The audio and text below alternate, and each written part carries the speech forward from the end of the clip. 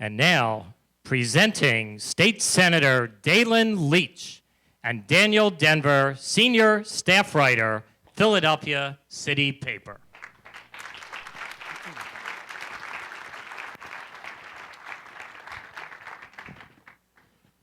All right, so we're here to talk about marijuana and its impending legalization today.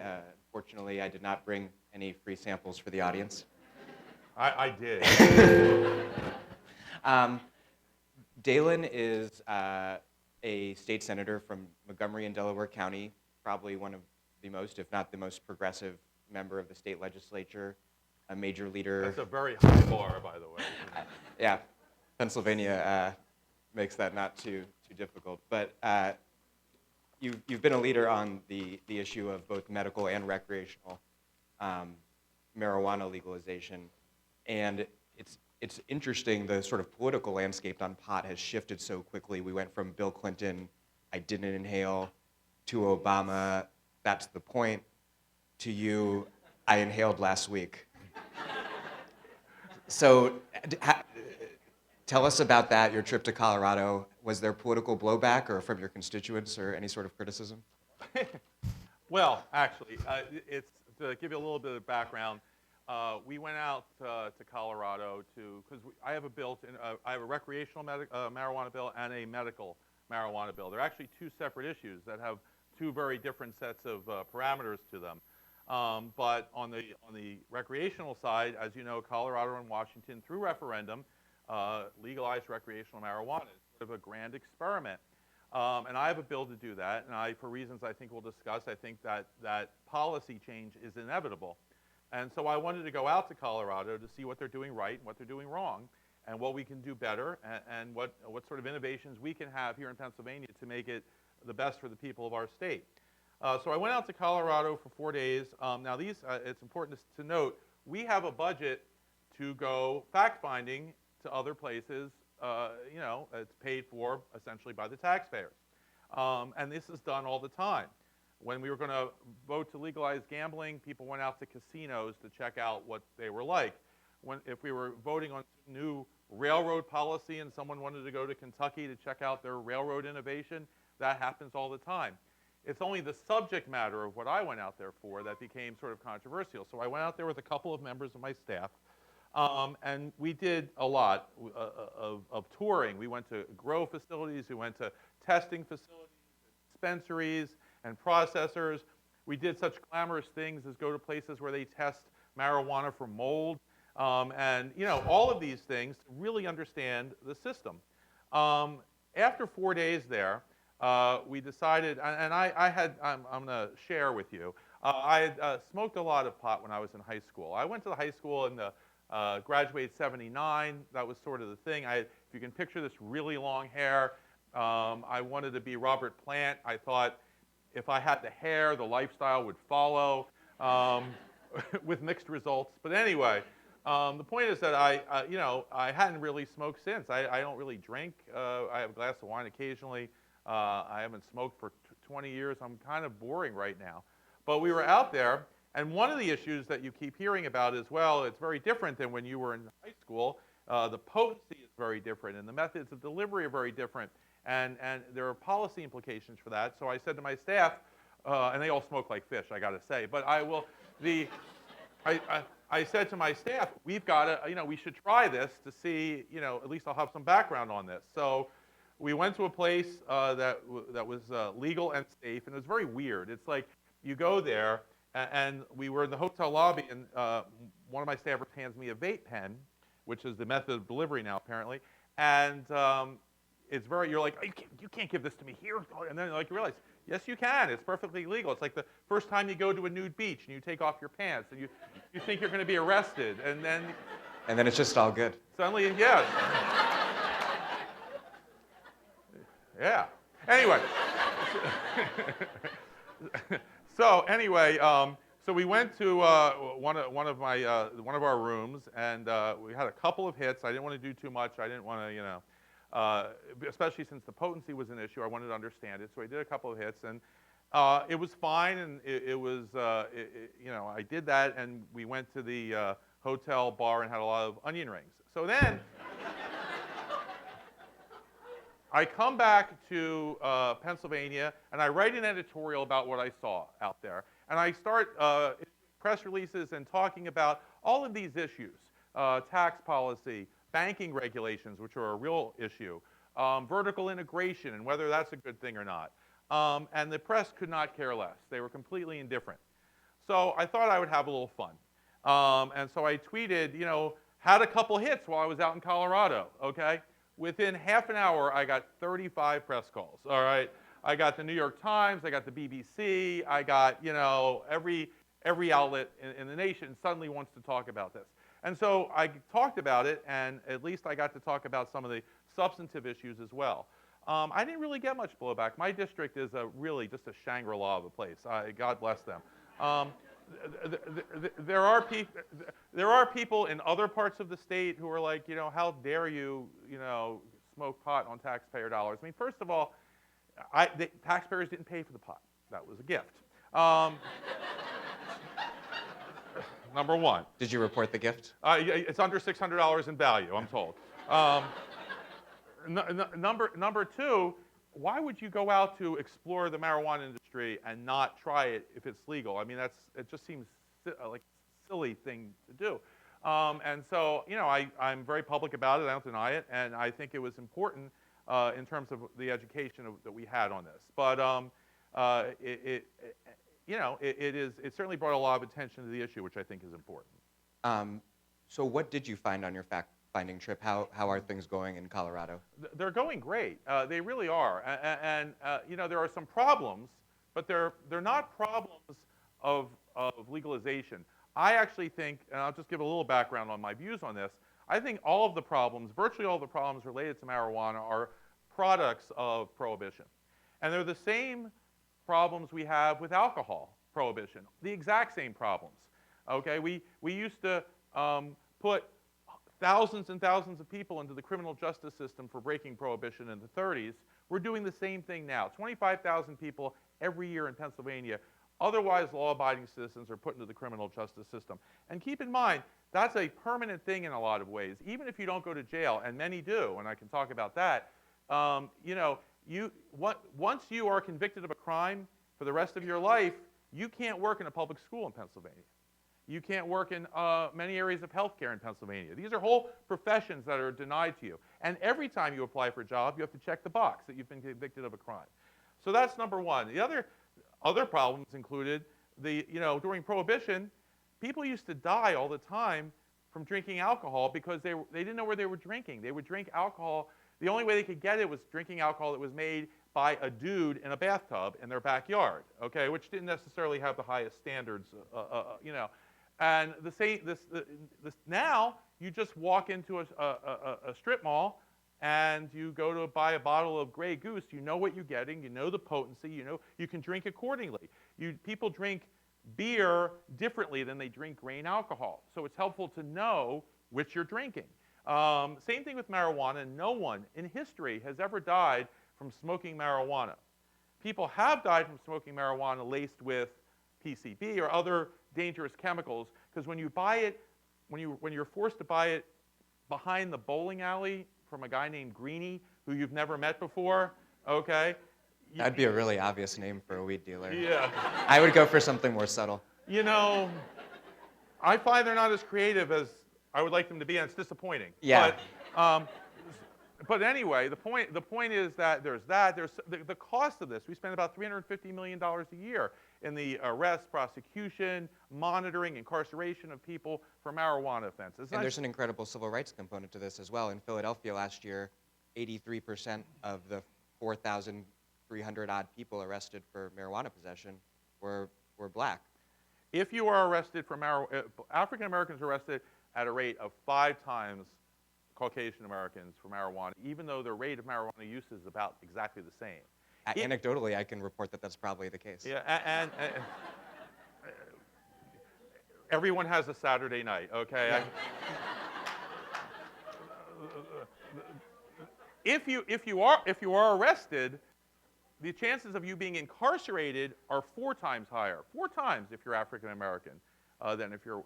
So this is a way of funneling thousands and thousands of people, of African American, mostly young males, into the criminal justice system every year. I know you asked me an original question, and I'm hoping to What's get it look to like it. in Colorado? In Colorado. This is a real problem, and we have to fix it. And Colorado has gone a long way, but they still have problems. One of the biggest problems is a silly thing, but I think it's something, and it's easily fixed, but it's been a big problem out there, which is that one of the most popular forms of ingesting marijuana are edibles. And so they created a whole bunch of edibles that look like candy. You know, they look like Swedish fish, or they look like Gummy whatever, bears, you know, lollipops. gummy bears. And so kids think that they're candy, and they're getting into their parents' stash, and they're ingesting a whole bunch of Swedish fish, which is a bad move. I don't know if anyone ever read the Maureen Dowd encounter with marijuana, but you know, you don't want to overdo it with the edibles.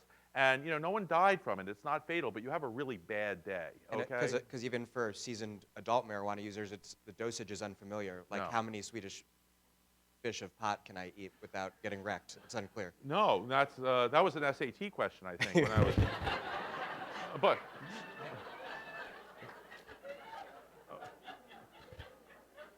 I will tell you, I ate it once, which was in college, and I was an idiot. I just took a handful of pot, put it in a brownie, baked it, and ate it. Right? You know, and like for 10 hours, I just laid in a fetal position. All right. And so you don't want to do that. So we have to find a way to make sure that, you know, through packaging and through distinguishing its appearance from standard candies, stop that. Another big problem they have is something called vertical integration, where in Colorado, you have to do everything. If you sell marijuana, you have to grow it, and you have to process it. And not everyone's good at everything.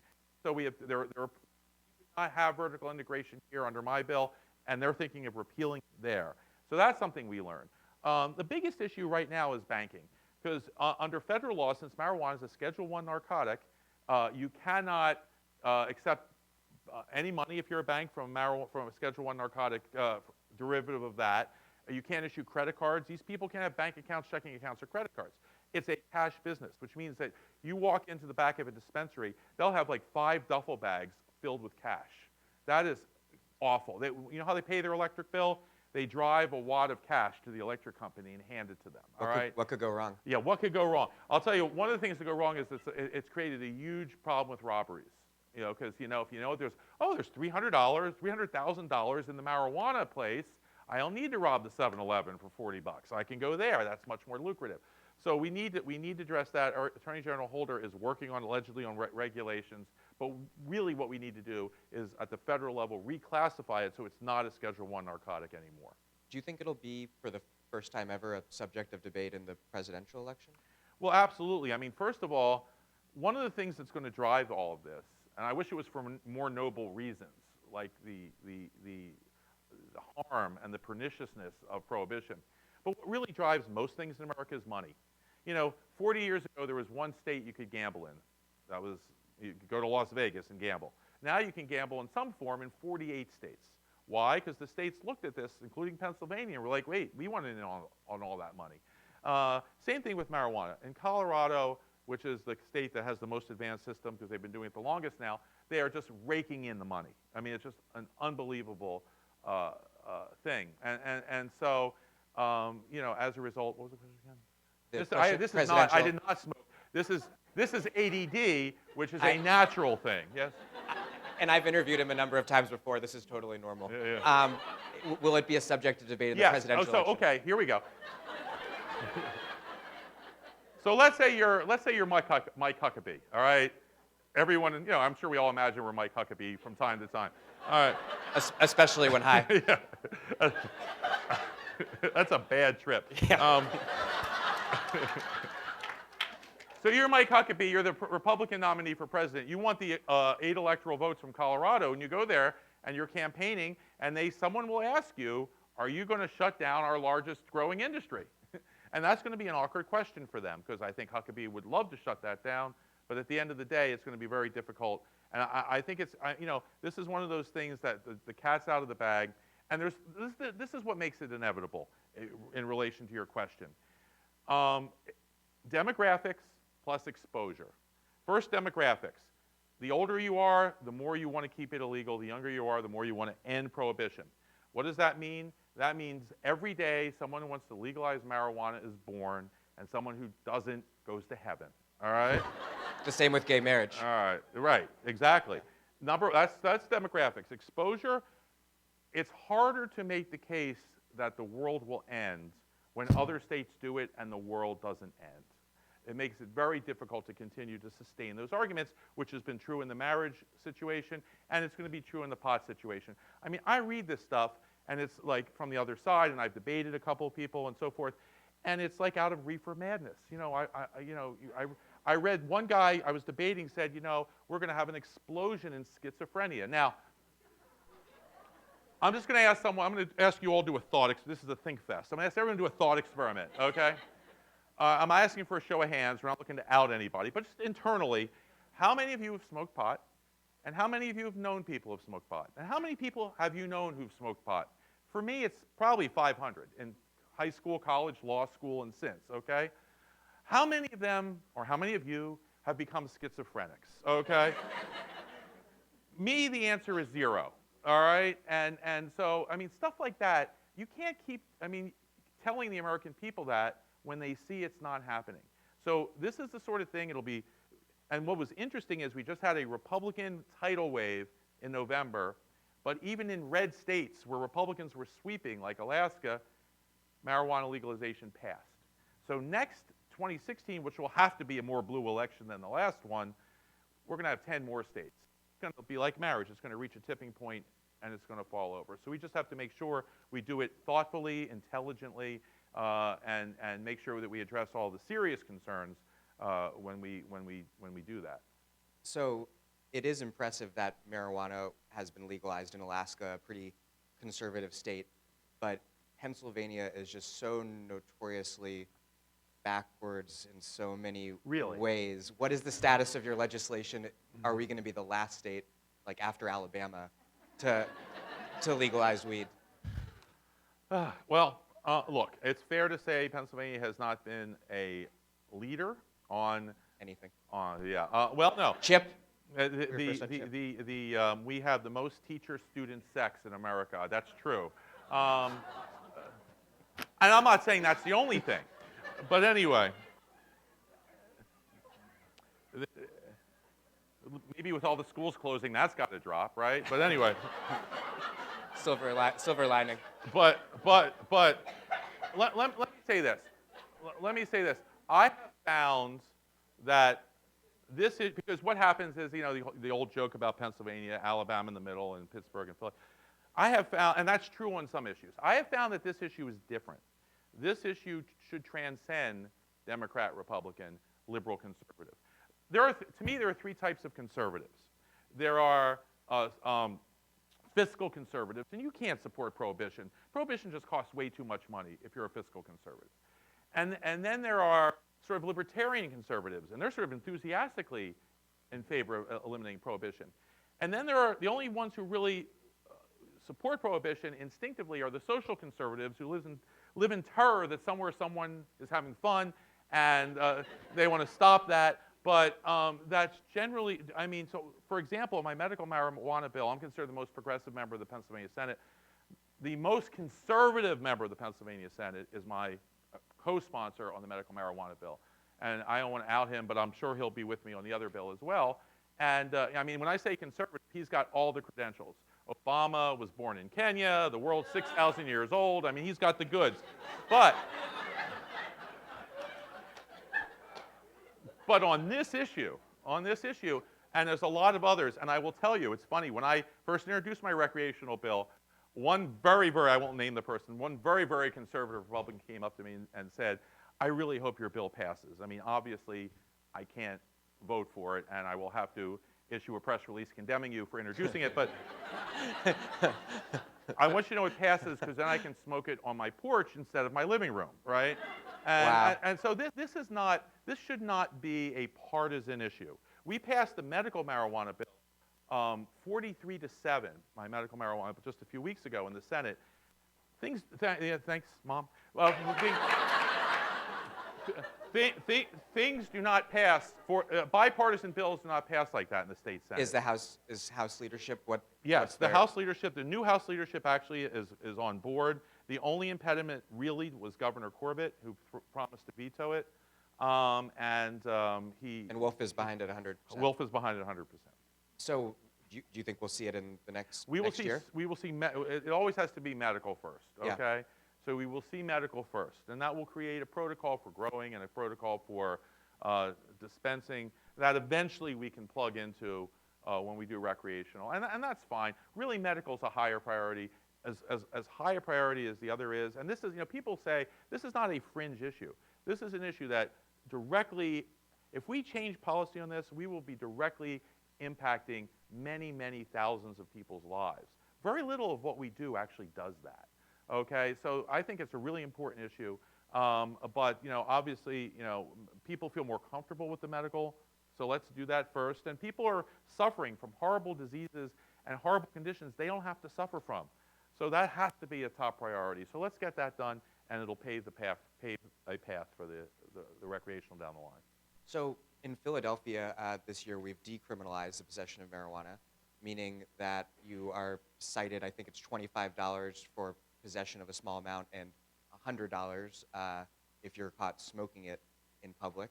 Councilman Jim Kenney was a really passionate advocate for that legislation, but Mayor Nutter, DA Seth Williams, and Police Commissioner Charles Ramsey fought it tooth and nail for months. What do you think motivated their opposition? I can't speculate beyond what they've said publicly. I think a lot of, it's interesting though, people say, because people do ask me, and I've given a lot of thought to this, why, because look, it's a completely irrational policy. To show you how irrational it is, hemp, which is a form of the cannabis plant, but you can't get high on hemp. You can smoke it all day long, you won't get high. It's still illegal. That's how irrational our policy is. And for many reasons, it's completely irrational. And people are like, why do people cling to it? Why do we have this irrational policy, which we would never have if we were starting from scratch? People know why marijuana is illegal, right? It was because of investments that were needed to be protected for William Randolph Hearst. Harry Anslinger, a Pennsylvanian, when testifying before Congress as to why marijuana should be illegal, didn't even talk about, the issues they talk about now, schizophrenia. You know what he said? He said, marijuana makes black people think they're as good as white people. And it makes white women want to have relations with black men. That's what he said to Congress. Wow. To try to get them to make, that's why marijuana is illegal in this country now, okay? It's been symbolic of things that well, social it wasn't even conservatives called marijuana. don't like. Yeah. It was called cannabis. They started calling it marijuana because it was called that in Mexico, and they thought it was scarier sounding, okay? And so people ask me, why do we still cling to this? And I think it's because it has been conflated in people's minds, many people's minds, with, these cultural wars. People think of marijuana and their brain goes to like opposition to the Vietnam War and burning your bra and, acid and amnesty and all these other like cultural issues. When in reality, it's not about that anymore. The average marijuana smoker does not look like Jimi Hendrix. The average marijuana smoker today looks like Dick Cheney, okay? Maybe not exactly like Dick Cheney. But for a while, this is true, he didn't have a heartbeat, which I think, if he ever did get stoned, just contemplating that would be amazing. But Yeah, that's a pretty far out prospect. But the point is that we have to unpack this in people's minds. And young people don't have that burden. They didn't live through the 60s. They don't have all these images, and they haven't been on this big cultural divide. They just don't understand it. It doesn't make any sense to them. But older people still have that, and when I have long conversations with them, you can unpack this and take it away, but it takes time.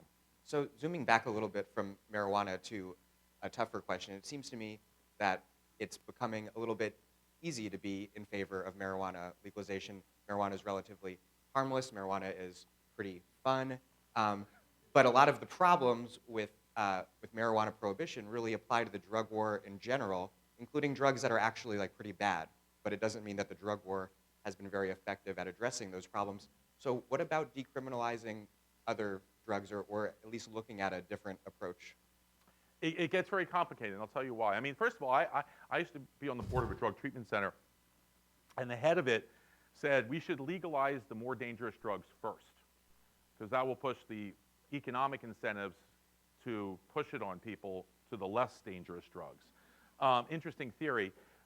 If you legalized everything, it would create a lot of issues that you at least have to think about with regard to prescriptions. There wouldn't be a need for prescriptions anymore if anyone can get anything they want at any time. And I don't know that that would be wise or healthy. You know, I mean, do I think that the best course of action for a heroin addict is to put them in jail? No, I don't think that. I don't think taking a drug like crack where you're addicted the first time you use it potentially, and just making it widely available is necessarily the best approach either. I'm still feeling my way through this. But on marijuana, it's not, I mean, that's not even in the same category as those things. Some people say it's not even a drug. A drug requires taking raw materials and changing it into something, a pill or something like that. This is a plant. And anything you can say bad about marijuana, you can say far worse about alcohol. It has a lethal dose. It has, you know, the studies, and there are studies on this, on the behavior. You know, if you drink alcohol to excess, you're more likely to be reckless and drive fast and get in fights. When you're on marijuana, you just want to, you know, eat sour cream and onion potato chips and listen to the Doors. You know, on issue after the addictiveness, alcohol is so, I mean, withdrawal from alcohol, you can die from withdrawing from alcohol suddenly and without professional help. Marijuana, there's a lot of debate about addiction, what that means, whether it's addiction or dependence. You know, there was, you know, Tiger Woods had to go to sex camp because he was addicted. I don't know, you know, what the withdrawal symptoms were exactly, but I'm just saying that. Boy, talk about a chance of a triple entendre there. But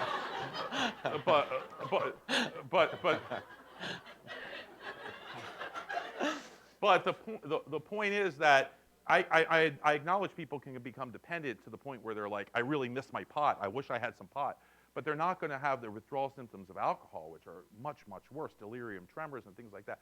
So on every single issue, marijuana is a much more benign product than alcohol. But alcohol is not only legal in Pennsylvania, we're in the business of selling it. Okay? Governor Corbett, who wants to veto my medical marijuana bill, wants to increase by tenfold the number of places you can get alcohol in Pennsylvania.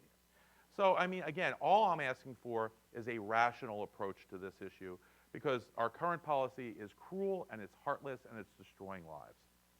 And I think, should we wrap up? All right, well, thanks very much. Thank you, everybody.